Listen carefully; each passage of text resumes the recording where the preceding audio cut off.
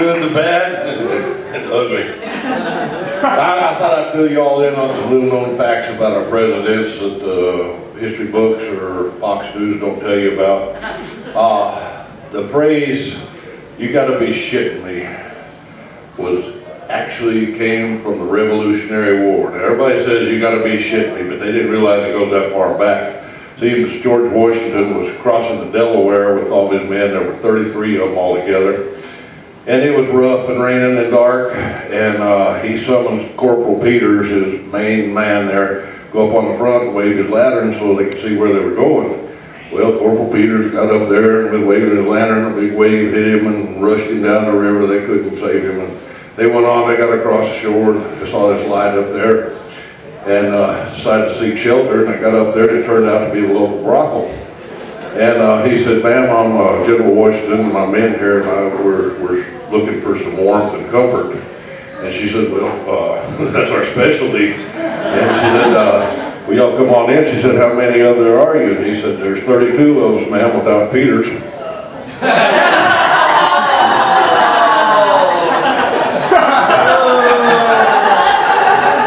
And President Obama got off Air Force One the other day, and he came down there and he's carrying these two little piglets under his arm. And this soldier in the honor guard said, "Those are some mighty fine looking piglets you got there, Mr. President." The President said, "Soldier, these here pigs are genuine Arkansas Razorbacks." He said, "They were given to me by the former President Clinton for Sarah Palin and her daughter." That soldier stood back and he went, "Excellent trade, sir." All right, now we're going to get Liz back up here to tell you a little bit more about this program. Oh yeah! Now remember, Oh yeah! I'll be back later with some programs.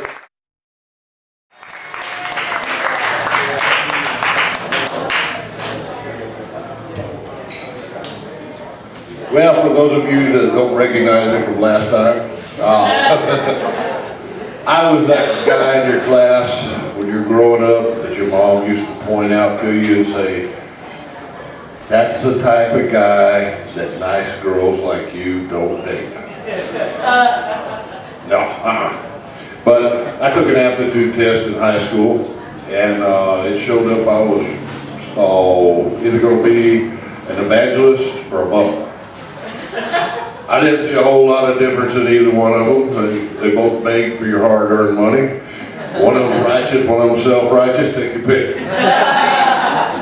But the evangelists, back in my days when I was growing up, they used to travel around. They were on the radio, but they'd take their show out on the road in these traveling revivals, tent shows. Little town I grew up in wasn't big enough for 2 shows, so the circus and the revival had to share a tent. So in the afternoons we had the circus in the tent, and there was a bunch of elephant shit. At night we had the revival, and it was full of bullshit. There was this one evangelist, he finally made it big time. He got on TV, and he's got his big primetime show where he's going to have the big healing session. He's going to be a healer.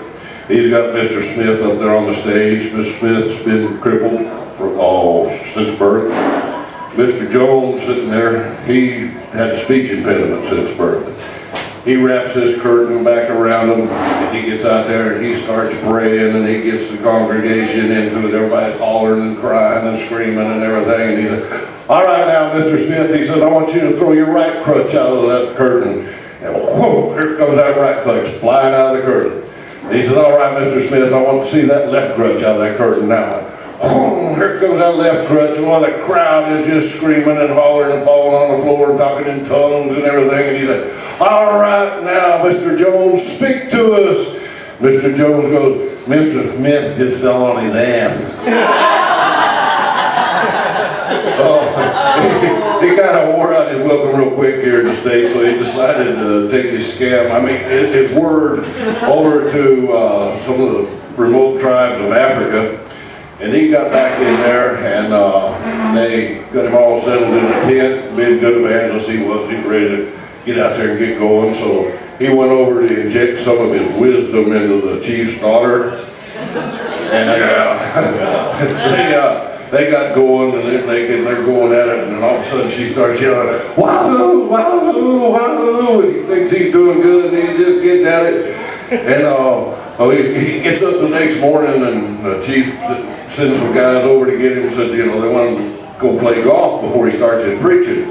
So chief gets out there and he tees off. First hole, hole in one.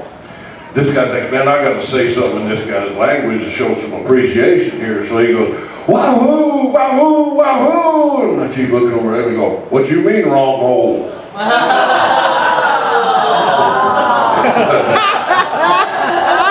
But he kind of took a liking to the little girl, so he hung around a little while longer. Then one day the chief calls him over in there and he says, come here, white man.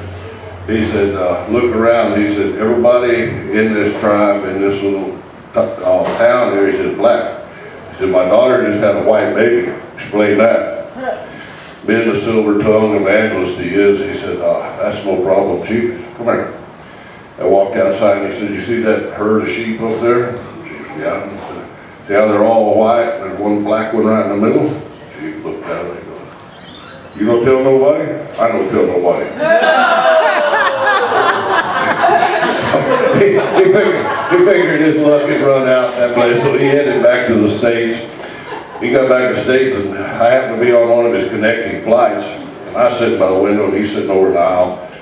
And this drop, gorgeous, you know, the type of woman that could make a business suit look sexy, comes in and sits down in between us. And being the horn dog he is, he starts his conversation up with her. And ask her what she's doing, and she said, well, she's going to speak to the convention of the National Nymphomaniacs. And she said that being a well-traveled nymphomaniac herself, that she was going to dispel some of the myths about sex among the races. She said, for example, she said, the African Americans are always known for being the most well-endowed man. And she said, that's totally wrong. She said, the Native Americans are more well endowed than the African Americans. And she said the Italians or the French are always known for being the best kissers. And she said that's wrong too. She said the Mexicans are the best kissers. And she said the Italians have gotten a reputation for being the best lovers, when actually the southern United States redneck are the best lovers. And by this time I'm leaning over, you know, listening to this whole thing. And she goes, oh, excuse me, for my rudeness, son, I can catch your name.